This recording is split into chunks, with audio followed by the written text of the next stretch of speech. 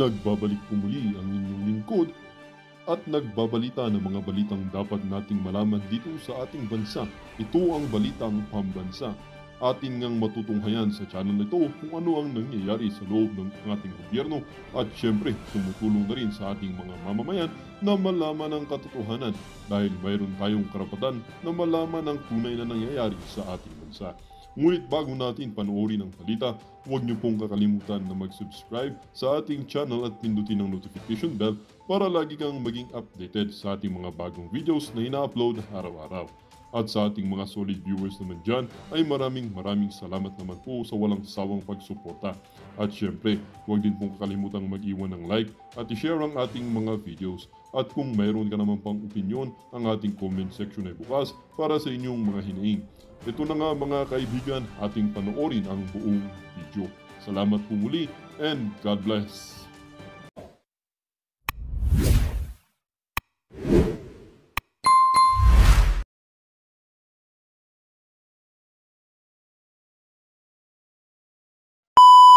No? Alam po namin na nagiging mukha kayong magaling dahil sa mga congressman na kasama ninyo. Pero wag po sana yung dalhin sa utak nyo. Napakalayo po ninyo sa mga tunay na matatalinong congressman at senador. Wag po kayo. Yan po, ipapahamak nyo po yung Pilipinas. Congressman po kayo. Nire-represent nyo po yung bayan natin. Wag po kayo magdedeklara ng kaaway natin ng China. Ibang usapan na po yun pag nagdeklara kayo. Oh, mabuti na lang. Kung sa ingay at dakdak ni Hontiveros, hindi niya nasabi na kaaway natin ng China. Pahiwatig lang. Ikaw, dinirekta mo, kaaway natin ng China.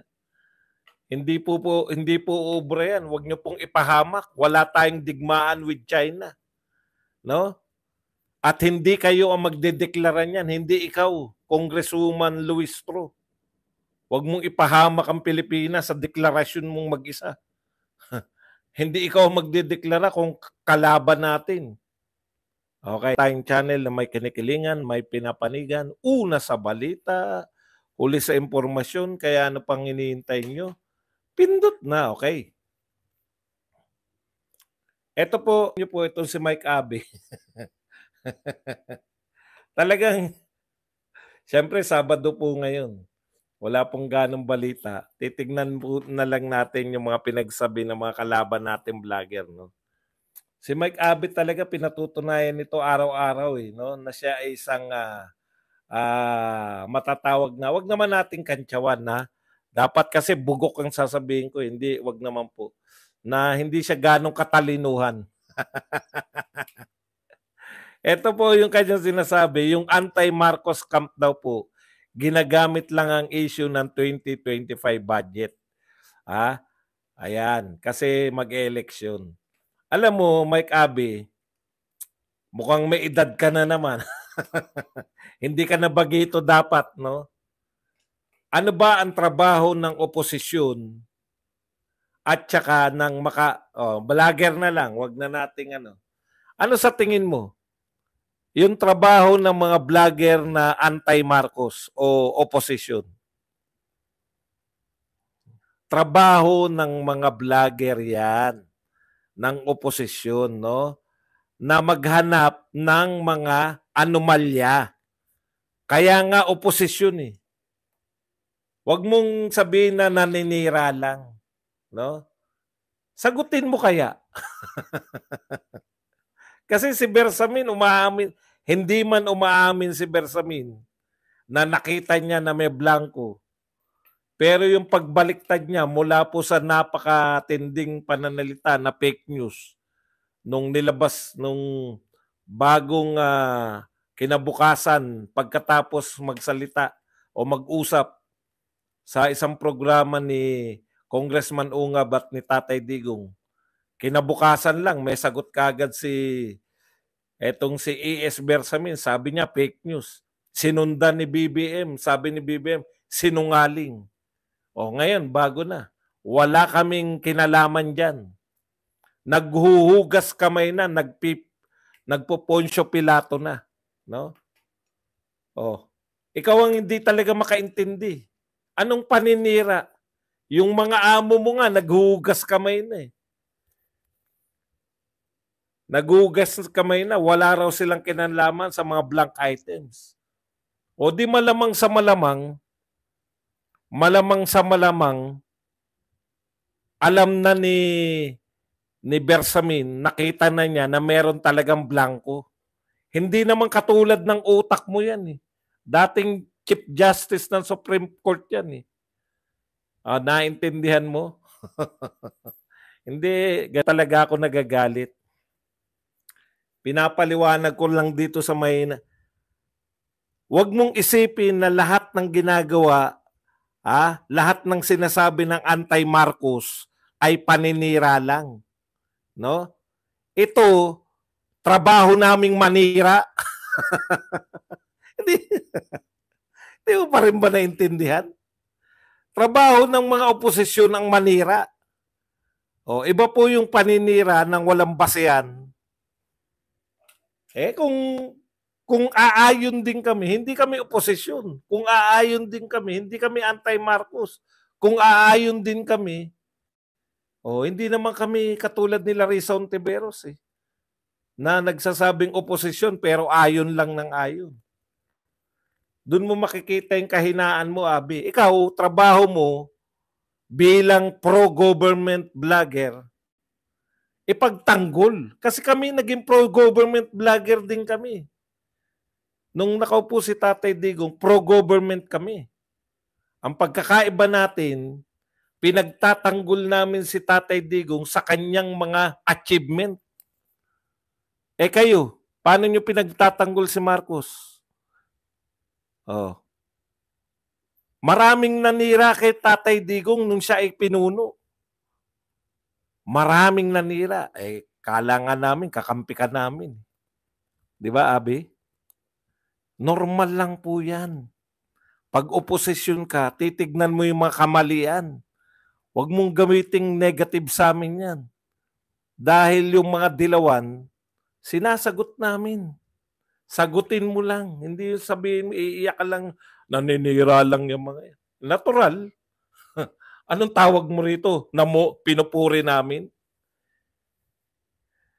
Kaya hirap na hirap manira yung mga dilawan. Kaya fake news na lang yung paninira nila. Kasi wala silang makita gaano. Normal lang sa demokrasya yan. Demokrasya tayo. Anong gusto nyo, ayunan?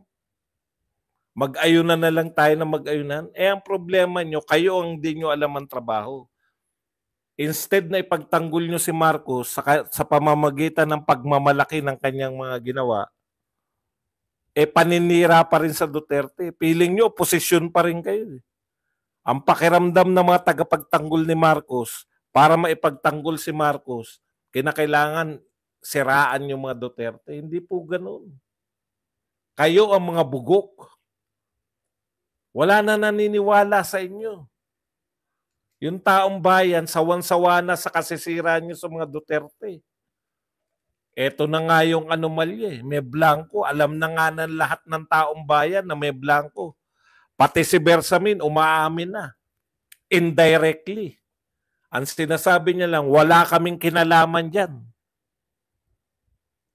Naghuhugas kamay lang si Bersamin. Naintindihan mo, Abi? Ito naman tayo kay Coach Bukbuk. Papapasukin na raw yung Interpol para mahuli na si Duterte. Pamagat lang yun. Hindi ako nanonood dyan sa mga tokmol na yan. Wala ka mahihita . Tinitignan ko lang pamagat. At dahil sa sobrang liit ng mga utak niyan, alam mo na kagad yung lalamanin. Paikot-ikot lang. Sinabi rin ni Bersamin yan. Makikipagtulungan sila sa Interpol kung magre-request sila ng huliin si Duterte. Eto muna tayo . Sasabihin ko na kagad sa inyo, diversion lang po to sa tunay na issue. Akala nila, tayo, makakalimutan na niyan yung issue ng kasi sasagutin niyan tayo tungkol sa Interpol. Bakit namin kayo sasagutin sa Interpol? Una, Papasok lang po yung Interpol.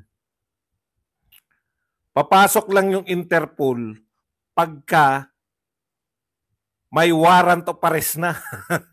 Wala pa nga kayong warrant of arrest eh. Naghihintay kami, di ba sabi nyo, June, July? 2025 ba yung sinasabi nyo? June or July? Anong petsa na? 2025 na. Wala pa rin po na warrant of arrest. Yung sinasabi ninyong warrant of arrest. Wala pa rin. Tapos ipapasok nyo pa yung Interpol. Kaya ito, invento lang po ito eh. Interpol, ICC, no? Tapos si Remulla naman po, pwede na raw makikipagtulungan na raw yung gobyerno, open na makipagtulungan sa ICC. Bakit? Malaki po ang hinaharap na problema ng ICC kay Donald Trump. Unahin pa kayo? May nahihita ba sa Pilipinas? Nagbabayad ba kayo sa ICC? Pwera na lang kung may mga mayayaman dito na nagdo-donate doon.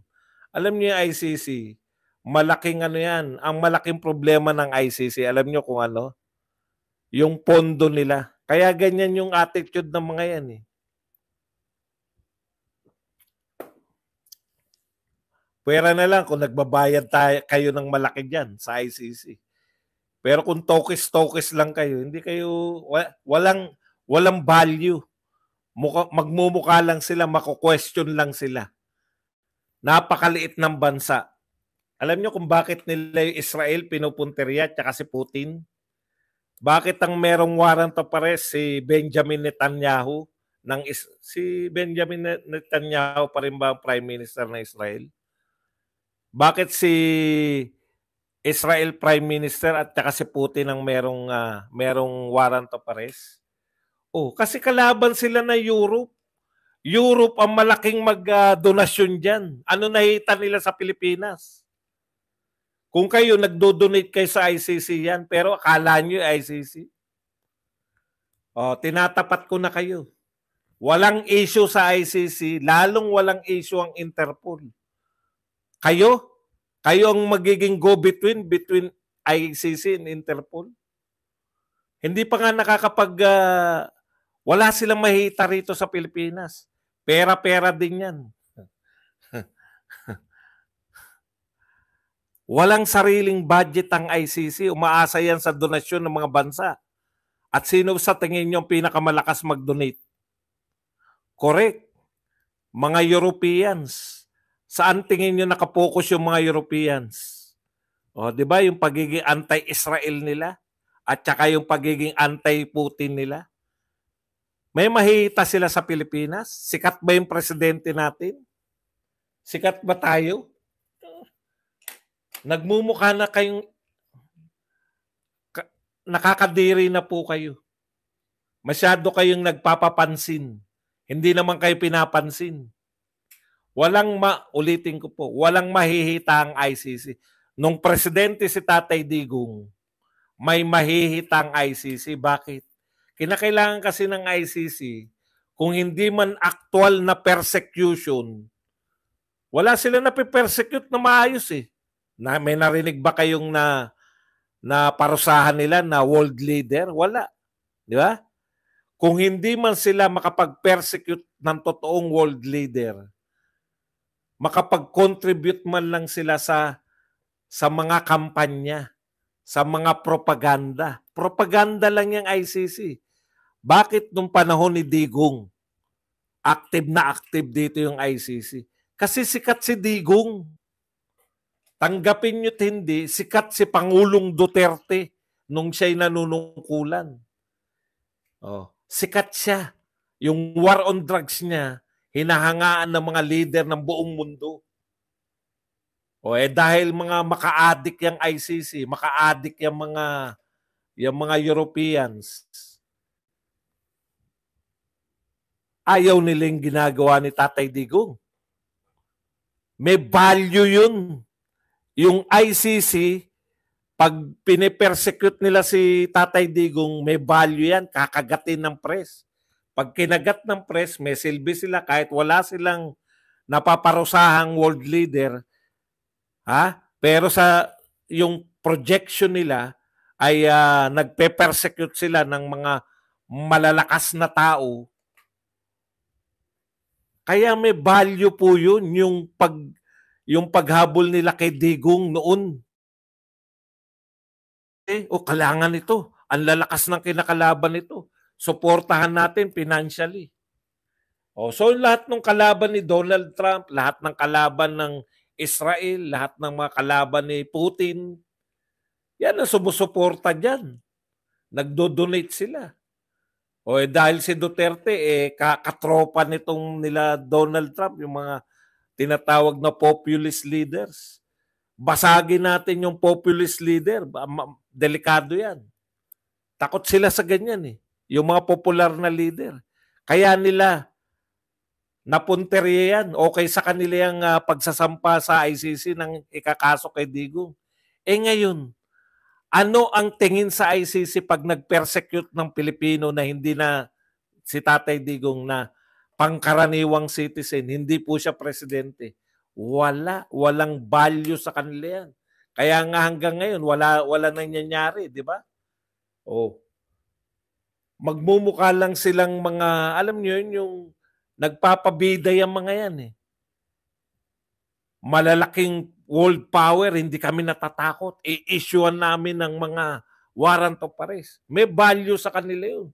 Warrant of warrant ng mamayang Pilipino na walang power. Imagine niyo nga kung anong backlash niyan.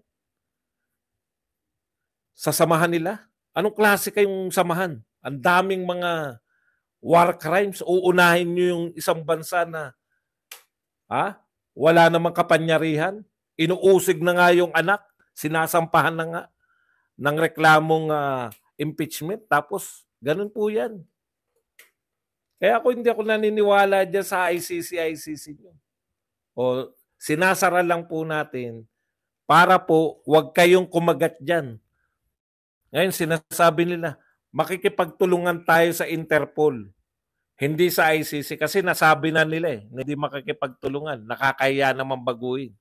Si Remulla, okay lang sa kanya magbago-bago.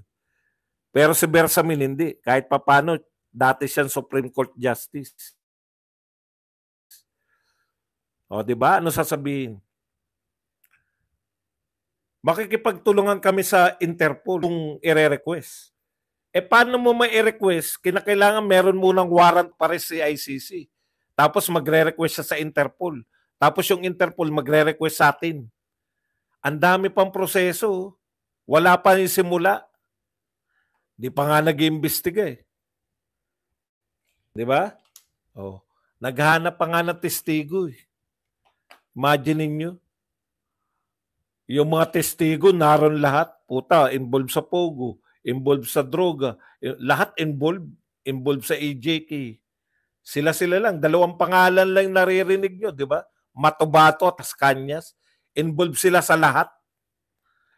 Smuggling, puta. Sabi nga ni Tatay Digo, ano ba yan? Mga Superman ba yan? Involved sa lahat.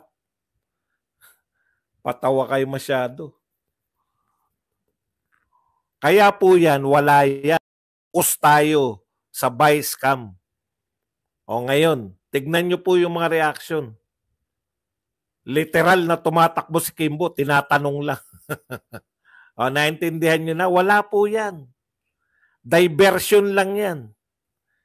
Akala kasi nila, akala formulaic sila mag-isip May formula sila Naku, ano tayo? Hindi natin malulusutan to. Atakehin nyo yung Duterte para maging defensive yung mga Duterte supporters. Utot nyo.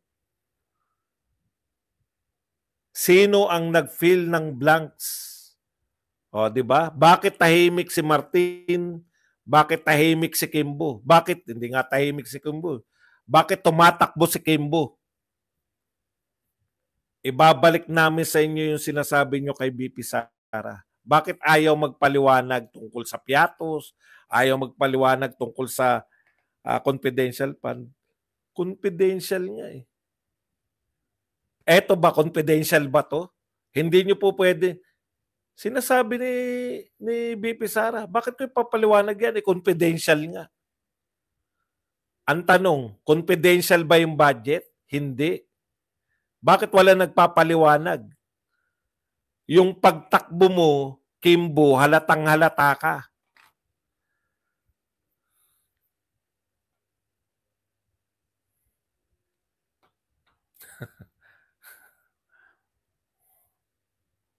Halatang halata eh. Iwas na iwas eh. Oh, eto. Grabe to si ano eh. Eto ang usapin po NGCP. Sinisisi na naman si Duterte dyan sa NGCP na yan. Kasi China. Tuwing involved po China, ini-involve nila si Tatay Digong. Alam nyo, tinignan ko po yung NGCP kung kailan po binenta. 2007. Kasalanan pa rin ni Digong. Si Digong naging presidente 2016 to 2022. Binenta yung NGCP sa consortium na may 40%, may Chinese na kasama, 2007. Nakarinig lang kayo ng Chinese. Mayan. Kaya nga against kami sa privatization. Diba? Pero kayo, galit kayo sa NGCP dahil may Chinese. Pero wala kayong pakialam, binibenta nyo ang buong barangay, buong Pilipinas. Biruin nyo, maliliit na lupain na. 28,000 ang ibebenta ni Recto ngayon. Malalaking lupain, maliliit na lupain. Ubus na po ang kayamanan ng Pilipinas. Dito muna tayo kay Luistro. Sabi po ni Luistro, ito po yung kanyang binabanat. No? Yung NGCP po, yan po yung National Grid. Ano ba yun of the Philippines, no? Yan po yung may hawak na mga kuryente o may kinalaman sa kuryente. Ang tanong ni Luistro, will you have a peace of mind na ipagkatiwala ang kaisa-isa mong National Grid sa kaaway mo sa West Philippine Sea? Alam mo, yung projection mo na matalino ka, napapatunayan araw-araw na hindi ka talaga matalino. Una, panay basa mo kung saan. Ikaw lang yung nagtatanong na may basa, ikaw lang nag-i-speech na may binabasa. Kaaway ba talaga natin ang China? May deklarasyon ba tayo ng gera? Matindi kayo. Kailan po? Hindi namin nabalitaan, nagdeklara ba kayo? BBM, magpaliwanag ka, mga tauhan mo. Nagdedeklara yata ng gera sa China. Kaaway daw natin yung China. Hindi po yan kayo magdedeklara.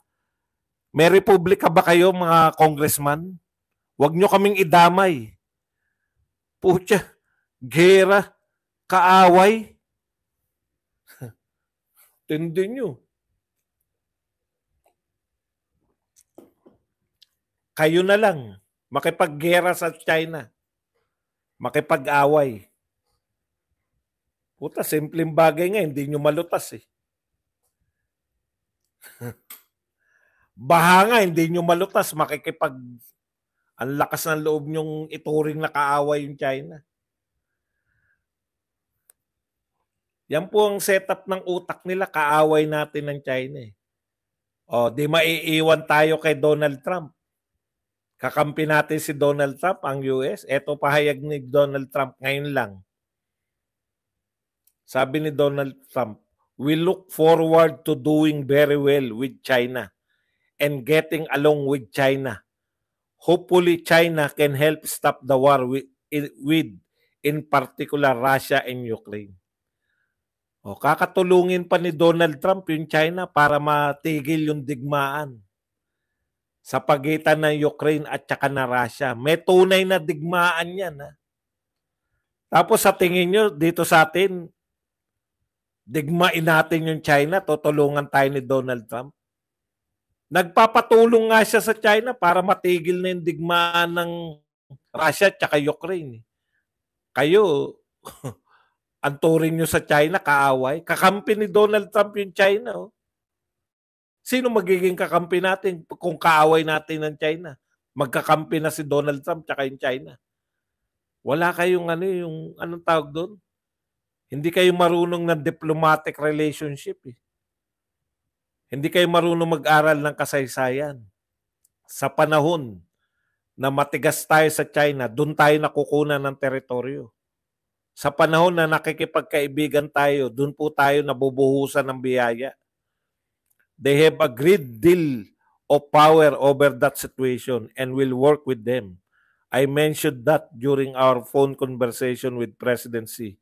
Hopefully, we could work together and get that stopped. Nakita po ninyo, gustong makipagtulungan ni Donald Trump sa China para matigil yung digmaan ng Ukraine at saka na Russia. Sa tingin nyo, papayag yung Amerika na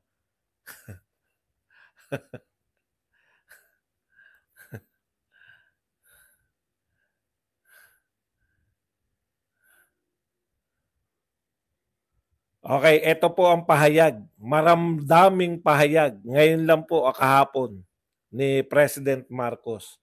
Sa lahat ng kaguluhan na to, ito po ang kanyang pahayag.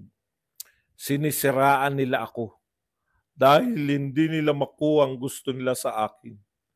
Walang palakasan sa administrasyon ko. Walang palakasan.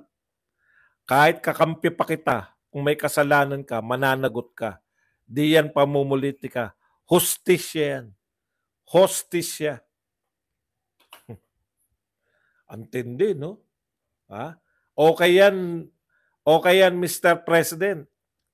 Kung kauupo mo pala. Parang yung kauupo ni Erap. Walang kaibigan. Walang kamag-anak. Kayo ang boss ko. Ay, mapalit. Ulitin natin. Sinisiraan nila ako dahil di nila makuha ang gusto nila sa akin. Hindi. Teka lang. At malapit na tayo magbasa. Ayusin ko lang yung aking ayusin lang natin yung ating mga babasahin. Last topic na natin to. Wag po kayong magpapaloko, no? Ang problema po, ang kinakaharap pong issue, hindi po ICC, hindi po Interpol. Wala po yan. Wag po kayong magpalinlang dyan. Interpol, wala nga kayong warrant of arrest. Paano nyo kakausapin yung Interpol? Ang tunay na issue po yung ginagawa po ng Kongreso sa atin, lalo na dyan sa budget. Okay. Ulitin ko lang to sinabi ni Pangulo. Sinisiraan nila ako. Dahil di nila makuha ang gusto nila sa akin. Antindi. Sinisiraan po kayo dahil palpak po yung mga pinaggagawa nyo. Gusto nyo po ba isa-isayin namin? 5,500 flood control, may baha pa rin. Paliwanag nyo, binangga ng yung flood control, binangga ng nag-iisang barko. Ikalawan nyo paliwanag, merong flood control na overwhelm lang. Sa madaling salita, may flood control, binaha lang. Imagine niyo, binaha yung flood control. Kaya hindi na pakinabangan.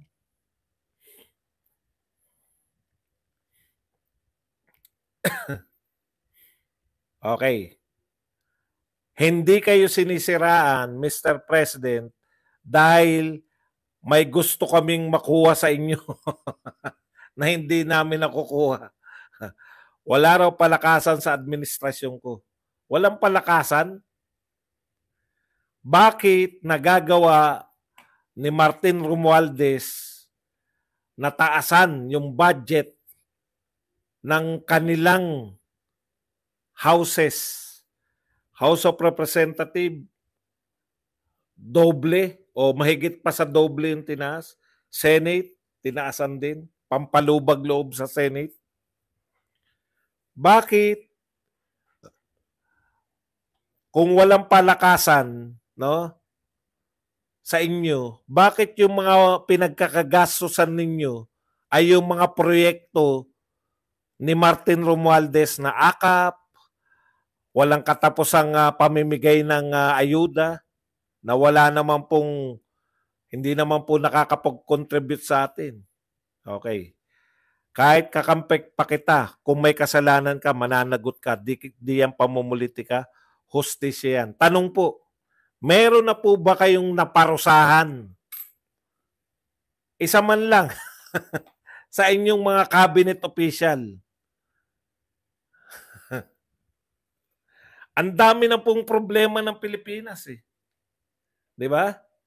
Mayroon na po ba kayong naparusahan kahit isa? Sabi niya kasi, mananagot ka kung may kasalanan ka. Yung mga brownout noon sa NAIA, may naparusahan po ba? May heads must roll ba? Yung mga hindi matapos-tapos na anong tawag dyan? Ano yung sinabi niya dati? Yung smuggling. Yung mga rice, yung mga price control, yung mga kumukontrol po. Manipulator, price manipulator. Meron na po ba kayo naparusahan? Hindi na po yung wag na po yung mga cabinet official nyo, yung mukhang kahit palpak na, wala kayong tinatanggal eh. Ito po ang tanong ko.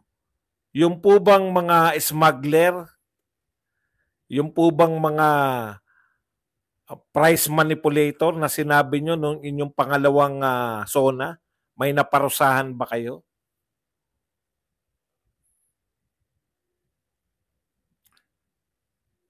Si Vic Rodriguez daw, tinanggal daw niya. Tama nga naman. Tinanggal daw si Vic Rodriguez. Okay na yun? Okay na yan na ano na yan? Yung mga brownout ng NAIA, tinanggal ba? Yung mga hindi mahuli-huli yung mga smuggler, may natanggal ba? Yung mga hindi makontrol yung presyo ng bilihin, may natanggal na ba? Merong mga pumapalpak dyan, di ba? Si Vic Rodriguez daw tinanggal. Tama. Tinanggal. Pero ibang usapin naman nyo kung bakit tinanggal. Isama mo na rin si BP Sara. Tinanggal na rin. Nag-resign. Nag-resign po si BP Sara at si Vic Rodriguez. Correction. Kaya wag po tayong magpalusot-lusot. No to ICC, yes to Interpol. Kalokohan po yan. Wala naman kay warrant of arrest eh. Ang alam po namin ganito, no? May pinakita si Ungab na papel, kahit na ano pa sabihin yung Interpol, dito tayo magwawakas. May pinakita si Ungab na papel, BICAM report, nakapirma mga senador, nakapirma mga congressman, may blanco. Tapos, sabi ng reporter na UNTV na wala na yata yung balita na yun, nakita niya, pareho nung kay Ungab. Sabi po ni si Raul Manuel, mayroon talagang blanco pero nagpapaliwanag. Sabi naman ni Franz Castro, may blanco talaga pero hindi niya lang daw alam kung draft yun. Hindi draft yun kasi may mga pirma na eh. Sabi ng mga senador, wala daw. Maliban, si Amy, sabi ni Amy, may blanco kaya hindi siya pumirma. Si Bato, may blanco.